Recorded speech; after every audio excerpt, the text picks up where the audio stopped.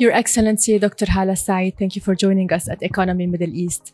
Could you start by telling us more about your participation at COP28? What are Egypt's contributions and actions? Of course, Egypt is committed to green transition and to the net zero transition.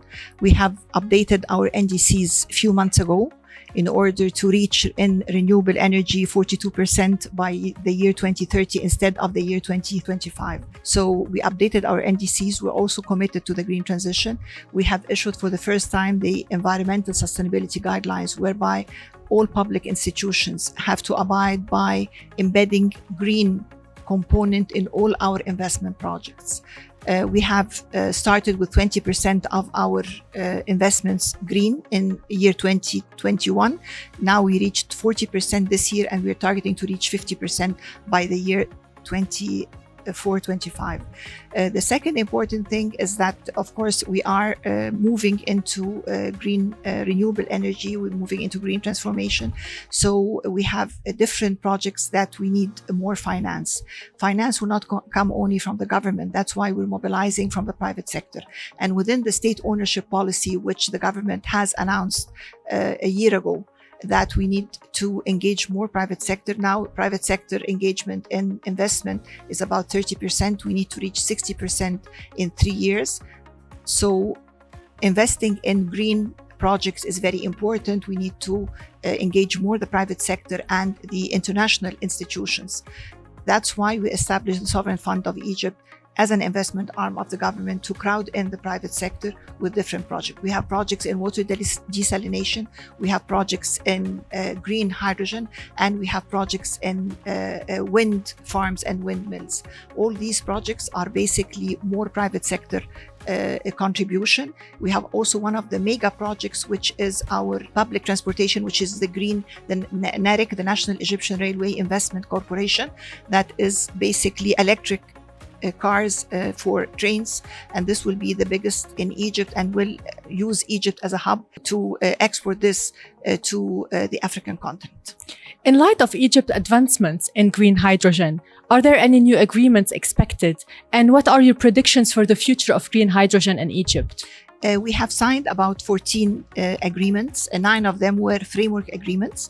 Now the companies are investigating the land, the pressure of the wind in these. And after that, by the end of this year, they will come up, after all the studies, they will come up with finalizing this agreement in order to start using Egypt as a hub for the green hydrogen projects. This will not only be as a source of fuel, as a source of renewable energy, but it will be also complementing that with localizing different industries that is related to the green hydrogen projects, like the turbines, like the electrolyzers. All these are intensive, labor intensive and technology intensive. So you are transferring technology, because we need to localize technology in our industries. So this will be within the green hydrogen component, is that part of the agreement is transfer of technology,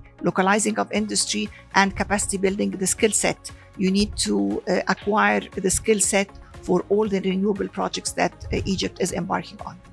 And moving to Egypt's privatization program, how is it progressing so far? What are the upcoming projects and estimated revenue for 2024? Well, since the privatization started, or we call them the monetization program started, we have achieved more than $5 billion, about $5.5 billion from proceeds from the privatization companies, or companies that have been privatized.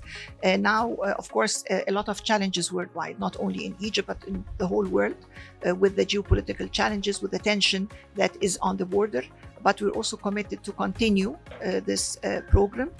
We have different programs that is being conducted through consultation with the IFC, that is being the government consultant to look into different sectors, see what are the sectors that need restructuring, in order to start working on, see what are the regulatory requirements needed, what are the restructuring measures needed for these sectors, whether it's a telecom sector, whether it's airports, so new sectors that were not being thought of to be monetized.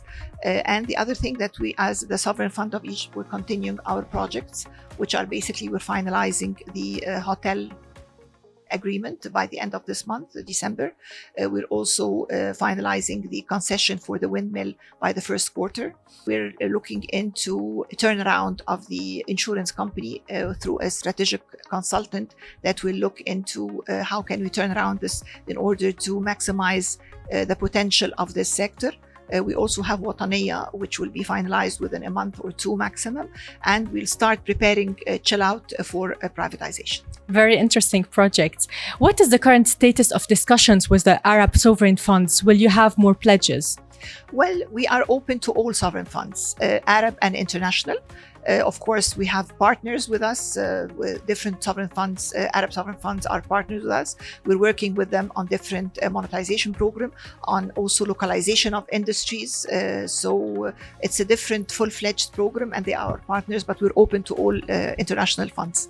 Just before we end our conversation, could you tell us how do you see Egypt's economic outlook for 2024? Well, although there are a lot of challenges, as I said, there is tension on the borders. However, we see maybe it will be impacted. We're revisiting our economic growth every month. We project to have 3.5% by the end of the year. Maybe we'll have a little bit of pause, as we say, for the investment to wait and see what are the outcome of the tension that is on the border. But I think all sectors are moving, whether it's the manufacturing, the tourism sector, the construction, all sectors are moving as usual. And we hope that we achieve peace in the region and the whole world in order for the economic growth and for sustainable growth. We all hope so. Thank you for your time.